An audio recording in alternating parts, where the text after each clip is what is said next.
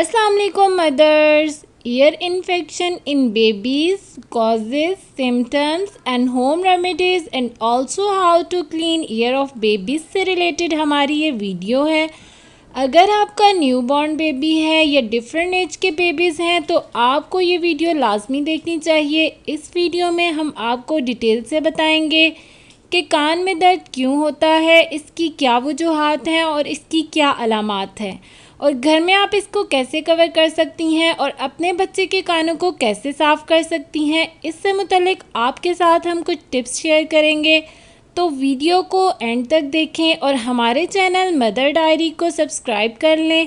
तो चलिए स्टार्ट करते हैं। फर्स्ट ऑफ ऑल, कान के दर्द का इलाज ज़्यादातर आप डॉक्टर से कंसल्ट करके ही करेंगे और इसका बेहतर इलाज डॉक्टर से कंसल्ट करना ही बेहतर है।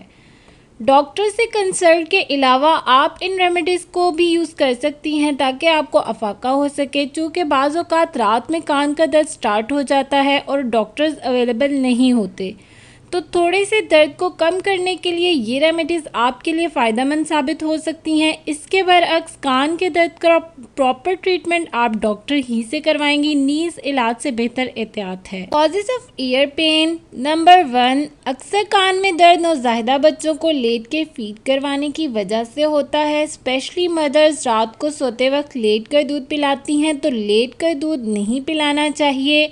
नंबर 2, न्यूबॉर्न बेबी के अलावा छोटे बच्चे जिनमें एज डिफरेंस होता है, वो खेल कूद में कान के अंदर कोई चीज़ डाल लेते हैं, तो आपको ध्यान रखना चाहिए, ऐसी चीज़ों से अवॉइड करें बच्चों को देने से। नंबर 3, लेट कर फीड करवाने से बेबी के कान में रेशा हो जाता है, जिसकी वजह से कान में दर्द होता है। नंबर 4, ठंडा दूध देने की वजह से भी कान में रेशा होता है, जो कि दर्द का बायस बनता है, तो कोशिश करें नीम गर्म दूध ही बच्चे को दें। नंबर 5, बड़े बच्चों के कान में अक्सर रेशा हो जाता है क्योंकि वो स्वीट ज़्यादा खाते हैं, लाइक कैंडीज़, चॉकलेट्स वगैरह, या फिर बच्चे ख़ुद से कान साफ़ करने की कोशिश करते हैं और कोई भी चीज़ कान में डाल लेते हैं, जिसकी वजह से कान में दर्द होता है। नंबर 6, कान का दर्द शीरख्वार और ज़्यादा बड़ी उम्र के बच्चों दोनों ही में आम है। बच्चों में दांत निकालने के ज़माने में कान का दर्द आम हुआ करता है।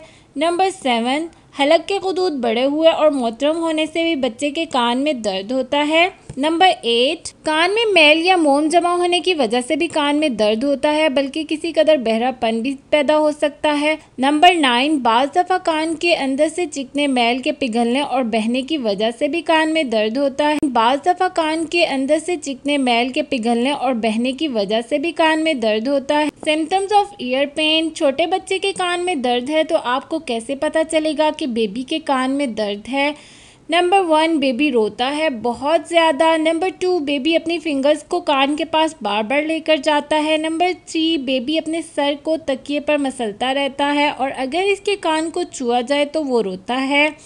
दर्द का हर हाल में इलाज करना चाहिए, दर्द का सबब मालूम करने की कोशिश करनी चाहिए, हस्बे ज़रूरत इलाज करवाना चाहिए। Homemade tips to reduce ear pain. Number 1, अगर बेबी के कान में दर्द है तो आप बेबी के कान की सकाई करें नीम गर्म टॉवल से और सॉफ्ट फिंगर से कान के इर्द गिर्द का मसाज करें।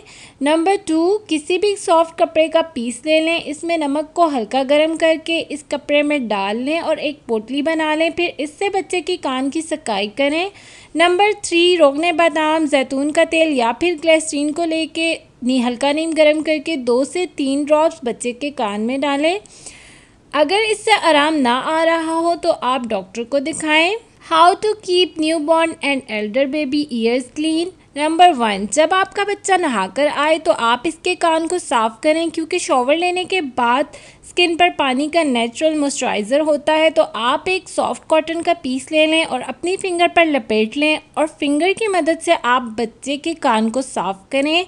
नंबर 2, इसी तरह सेम आप छोटे बेबी को भी शॉवर देने के बाद उसके ईयर को क्लीन करेंगी। नंबर 3, कान की बैक साइड को स्पेशली साफ़ करें, क्योंकि अक्सर औक़ात हम आउटर एरिया को क्लीन कर लेते हैं और पीछे की तरफ ध्यान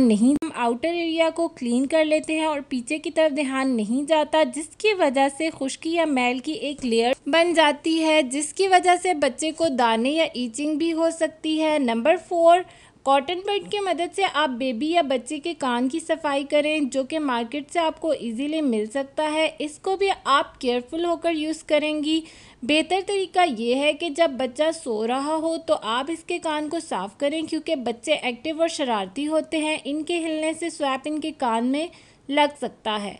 नंबर 5, कान के अंदर वैक्स होती है, जिसे आम ज़बान में मैल भी कहा जाता है। इसको साफ़ करने की ज़रूरत नहीं होती, जो कि अंदर तक होती है। जब आप शॉवर लेते हैं तो वो वैक्स खुद ब खुद कान के बाहर वाले हिस्से में आ जाती है, तो आप शॉवर के बाद इसको साफ़ कर सकती हैं। तो ये थी हमारी आज की वीडियो। उम्मीद करती हूँ आपको पसंद आई होगी। कमेंट बॉक्स में ज़रूर बताएं